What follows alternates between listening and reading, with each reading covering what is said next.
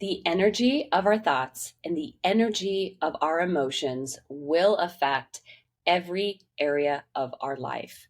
Hi, everyone. I'm Dr. Kristi Tompkins, and for over 15 years, I have been practicing as a naturopathic doctor, functional medicine practitioner, and now business coach. And today's topic for this video is one of my favorites, one of my newer favorites in recent years, and it's all about the energy of our thoughts and the energy of our emotions. And so for the past probably 5 years, I have been studying, actually longer than 5 years, but more concentrated in the last 5 years. I have been studying human behavior, meditation, mindfulness, mindset. I've invested in a lot of coaching programs myself. And this is something that I feel is incredibly important. And it's something that has really changed the way that I think and feel, but it's also changed a lot of areas of my life that really needed some type of transformation. So with regard to the energy of our thoughts, what we are thinking, and I don't know what the number is, but we have a monumental, massive amount of thoughts that we have every day. And our thoughts create a frequency or an energetic vibration. Every thought, even if we think it's just in my head, it's not just in your head. It is actually emitting an energetic vibration or frequency. The same thing goes with our feelings or our emotions, what we feel, our emotional state. That's also emitting a specific frequency or energetic vibration. And so when it comes to certain emotions and certain thoughts, there's no wrong or right answer because all of our emotions are valid. They are human. If we're feeling them, if we are thinking these thoughts, they are quote normal responses to being a human. However, certain ones will carry a certain higher frequency and certain thoughts and emotions will carry a certain lower frequency. So for example, emotions, and I'm going to somewhat group those together because a lot of times when we think about something, we then feel it. So we think about a certain situation, a person, a circumstance, a memory, and then we have a feeling with that as well.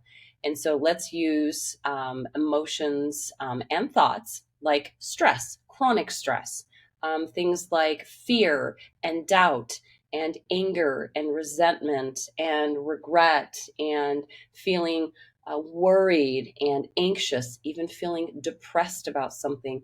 Those are going to, or feelings of harming someone or something. Those are going to emit a specific frequency. And the opposite is true of those emotions or our thoughts and emotions. So feeling things like love, thinking and feeling things like love, gratitude, authenticity, joy, desire, a sense of belonging, a sense of connection, forgiveness, feeling that sense of surrender, letting go, releasing things that no longer need to be in our lives any longer, that no longer light us up, are no longer relevant to our lives. So all of those are going to, and it's not relevant here to get into the specifics of what's the number of love versus the number of hate. That's also another reaction, emotional state, and also something that we think.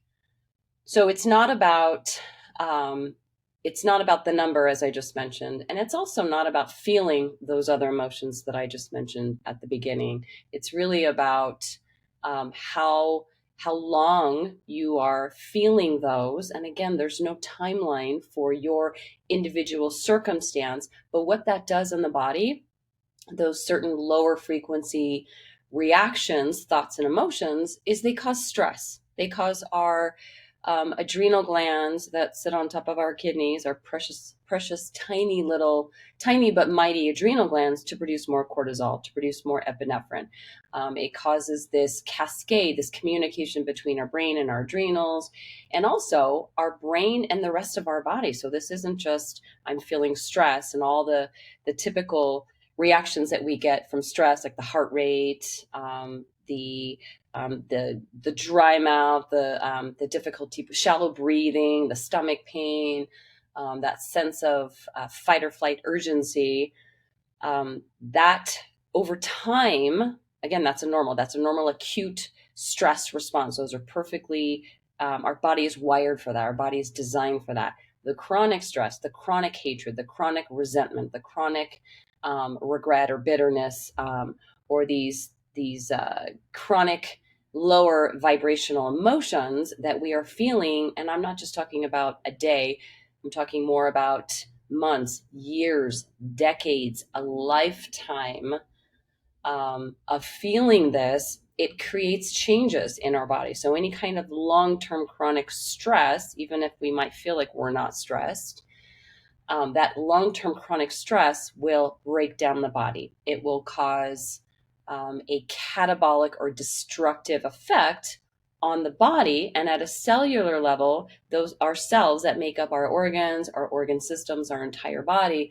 Those cells are no longer functioning normally. So instead of adapting to any kind of stress in our life, our body is now maladaptive. It's now dysfunctionally adapting to the stressors. And keep in mind, this could be an actual stress that you're dealing with in your life, like a divorce, a financial loss. You've lost your home, you've lost your business. Somebody dear to your heart has just passed away. Those are all just simply moving to a new location. All those can be stressful.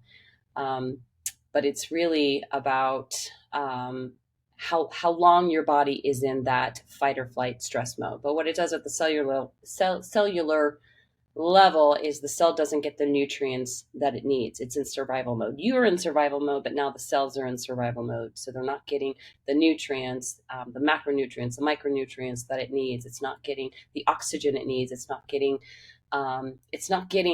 the ingredients, so to speak, that it needs to thrive and to be a healthy cell, and then to go procreate new, healthier cells as well. And over time, that leads to illness, getting sick, respiratory infection, or maybe getting a stomach pain, an ulcer, maybe getting, in a more serious case, maybe an autoimmune condition, in a more serious case, maybe a cancer diagnosis, in a more serious case, maybe it's something that becomes life-threatening in some way, stroke, heart attack, things like that. So kind of going back to our thoughts and our emotions, what's really, really important that I want to emphasize for today is that a lot of our reactions are either something that is legitimately happening in our life, or a lot of times it's something that is happening because we are reminding ourselves. We are constantly repeating the thoughts and feelings of this memory. And so even though it might be something happening now, a lot of times our stress that we inflict on ourselves is something that happened a long time ago, years, as I mentioned, months, years, decades later. And so we're still ruminating over that. And our body is now suffering. Our body is now trying to endure the destructive effects of those thoughts and emotions, which are creating this almost like the slow poison to our body. And so over time, that can lead to more catastrophic circumstances with our health, but not just with our health, with our business. This can affect our relationships, our friendships, our intimate partnerships, our relationships with our colleagues. It can affect how we run our business. It can affect how creative we are, how inspired we feel. It can affect how successful, how prosperous, how lucrative our business can be. Whether it's a business that you own yourself or you're working for a company, everything affects every thought and emotion will affect every area of your life, your health, in mind, body, spirit, but also your business and your relationships. And so the key point here that I want you to understand is that those thoughts and emotions, let's say, for example, you are remembering or ruminating over something that is no longer happening, but you're still feeling the memories of that, and your body doesn't know the difference. Your body doesn't know the difference of if it's something that's actually happening or something that happened 15 years ago, 5 years ago. Your body is still producing those those stress chemicals and neurotransmitters as well. And so what can happen is our body becomes programmed, our body becomes conditioned, it becomes this state of kind of like a loop, like a reoccurring loop, a firing and wiring, a reoccurring, like it's like this loop on repeat. And our body is thinking the same things, and now it's feeling the same things, and now our body goes into this fight or flight stress mode. And a lot of times this can be at a subconscious level. We're not even aware of what we're doing. So it can become addictive. Thoughts and emotions can become addictive, or we can become obsessed with it. And sometimes we know what we're doing, or we are cognizant, but I would say more often than not, we're not aware. We're not conscious of what we're actually doing. And that's another important piece I want to highlight, is that if you can catch yourself in the moment of thinking something, resentment, hatred, anger, jealousy, if you can catch yourself as quickly as you can in that moment of feeling that, and be able to realize what's happening and stop yourself and interrupt that pattern, the firing and wiring, and interrupt the programming that's happening, you have a better chance at changing the thoughts and emotions, changing your reaction, changing your response, and then therefore not just changing that, but also changing it to something else. So energy is never